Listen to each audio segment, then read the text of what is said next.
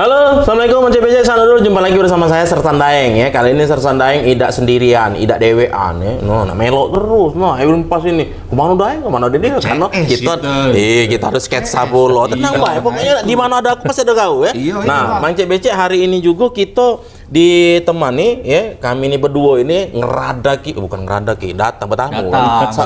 Kalau ngeradak itu kayaknya itu konotasinya kusut ya.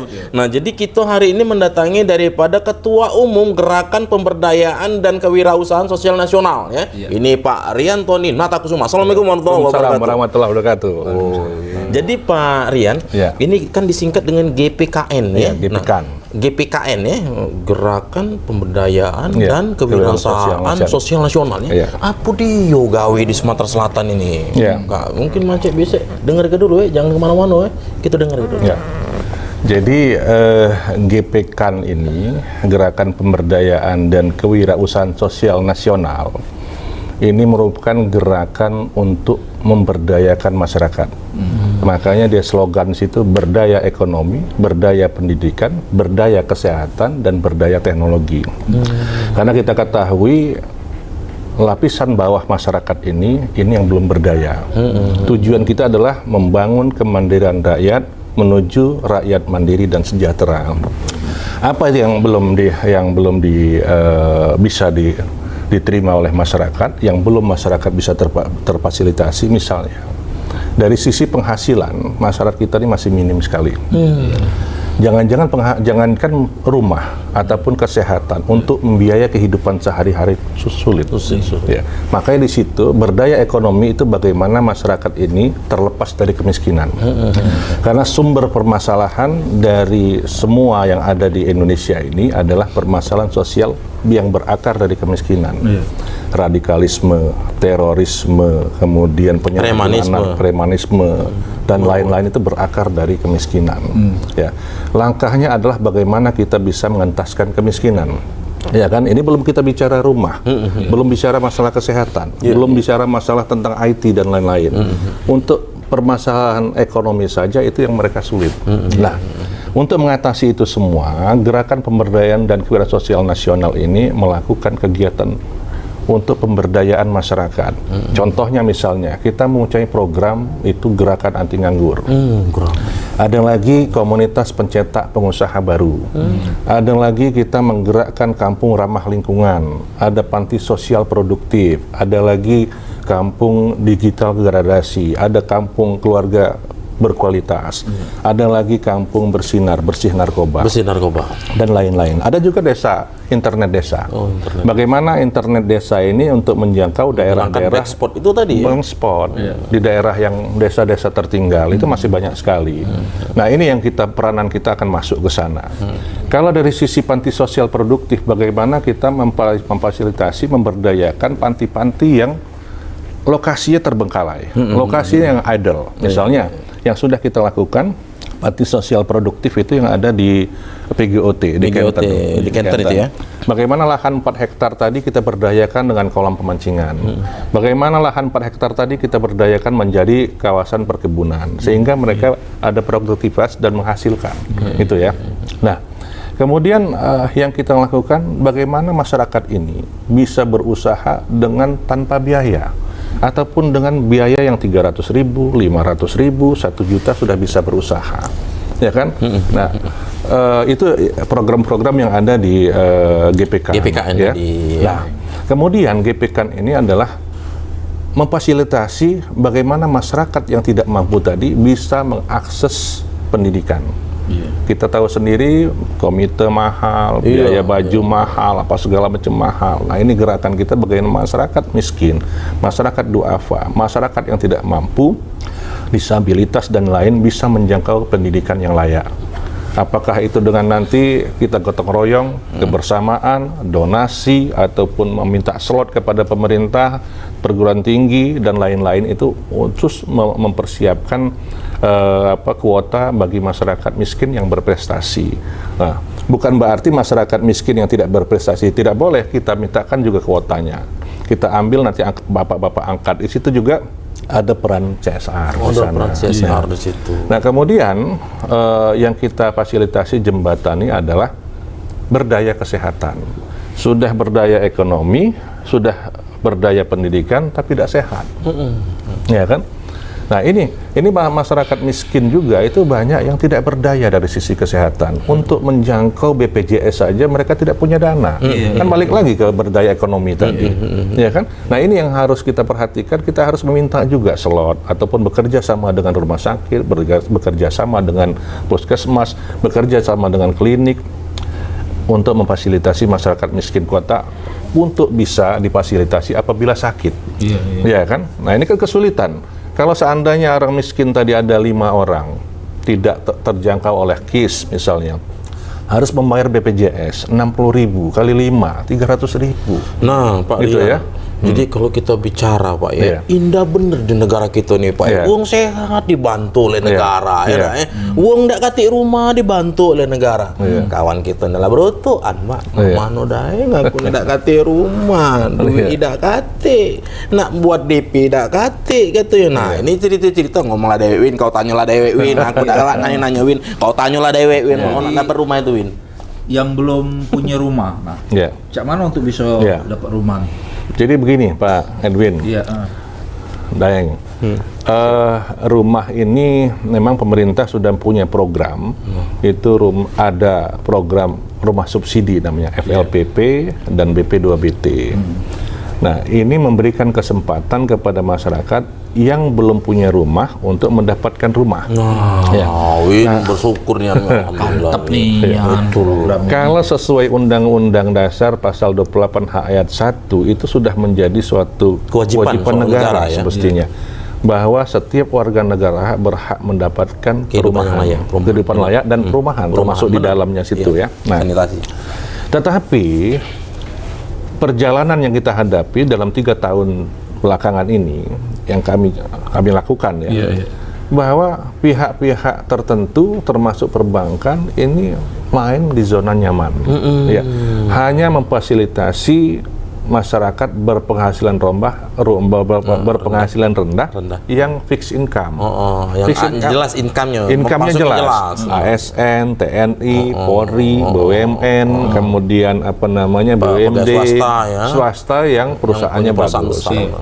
Pertanyaannya, lantas masyarakat yang non fixed income ini siapa? Yang masyarakat marginal ya? Masyarakat marginal, tukang sapu, pembersih sungai, ojol, kemudian buruh, tukang parkir, pedagang kecil, nelayan, ikan, nelayan, petani, itu siapa yang memfasilitasi? Termasuk orang-orang seni ya? Betul, termasuk seniman.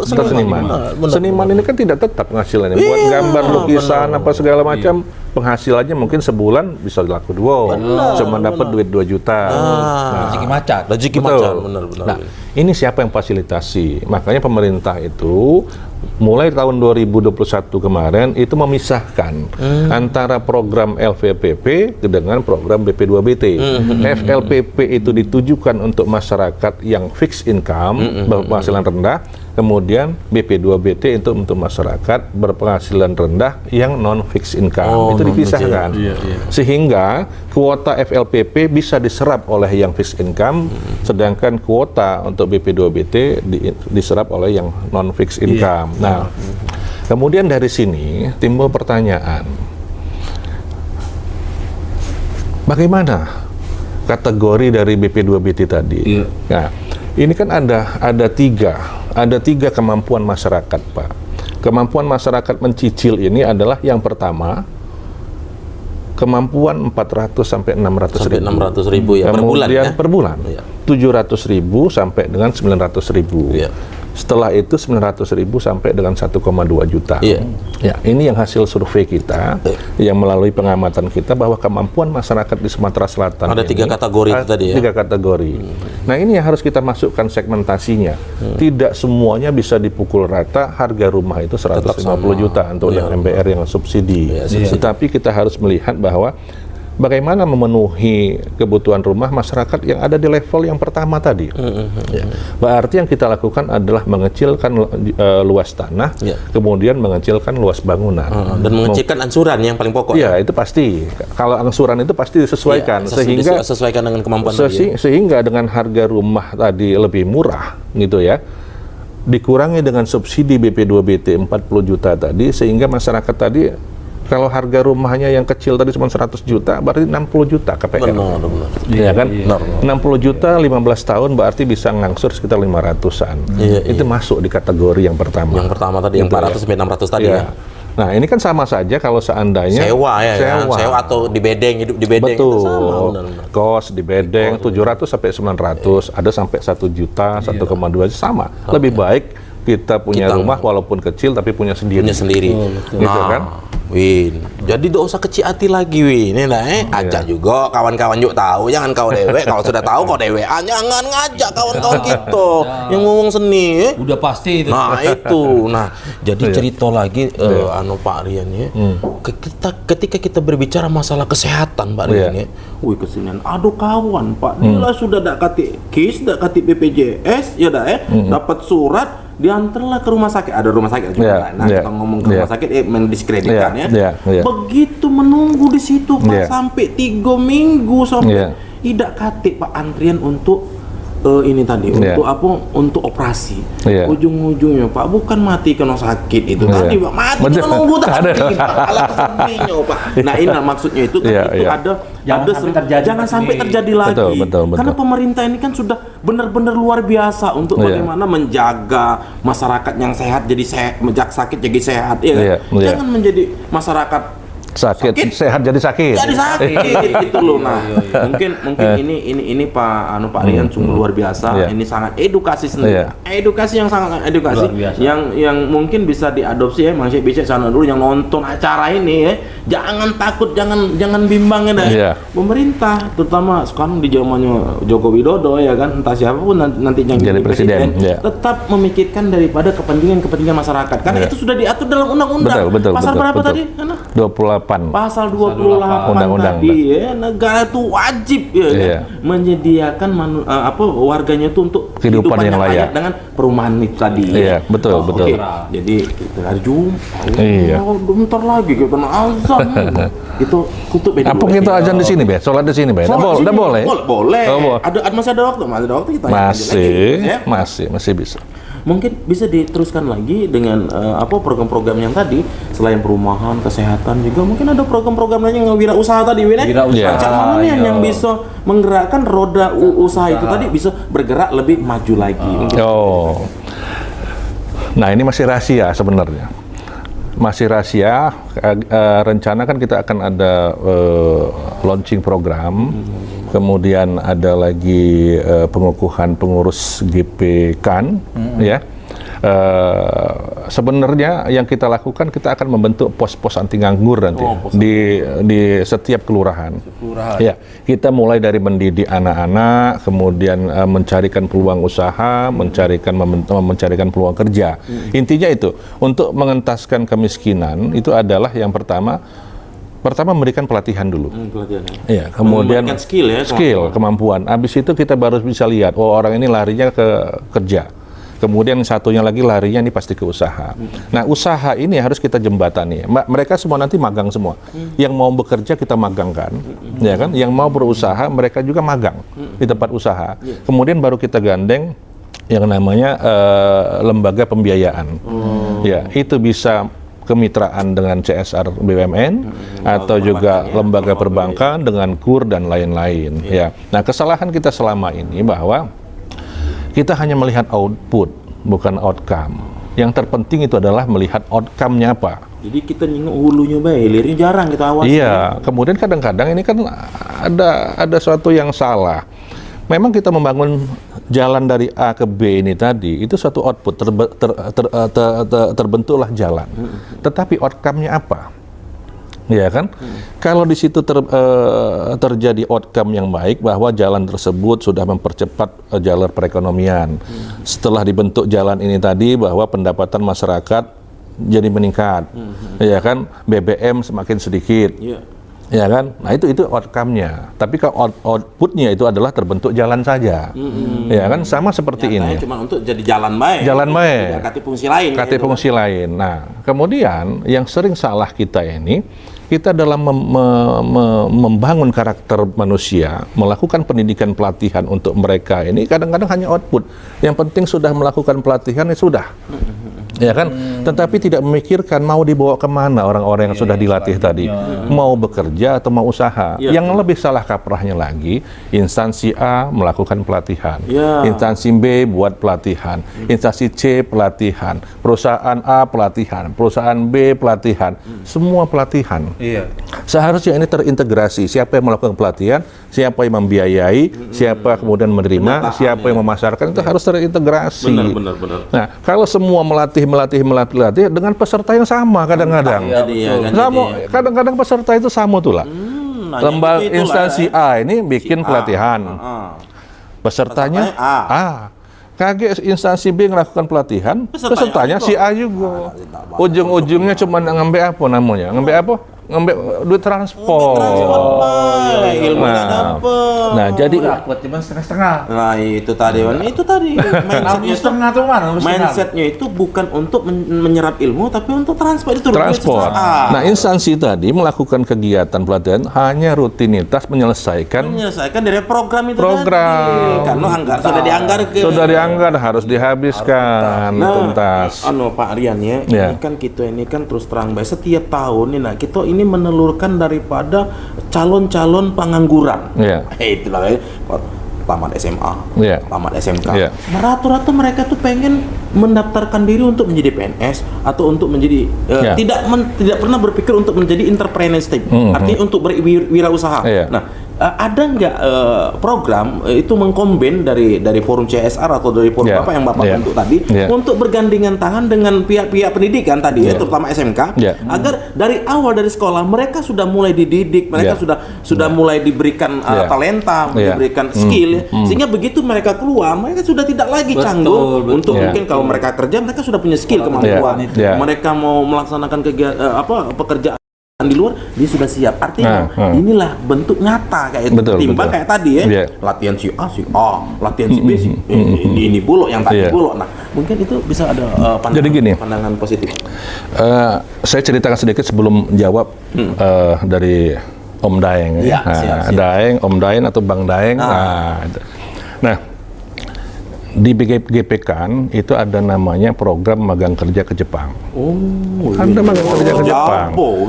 Dari lulusan SMA, SMK maupun sampai S1. Besar gajinya. Gajinya itu sampai 20 sampai 30 juta. Per bulan? Per bulan.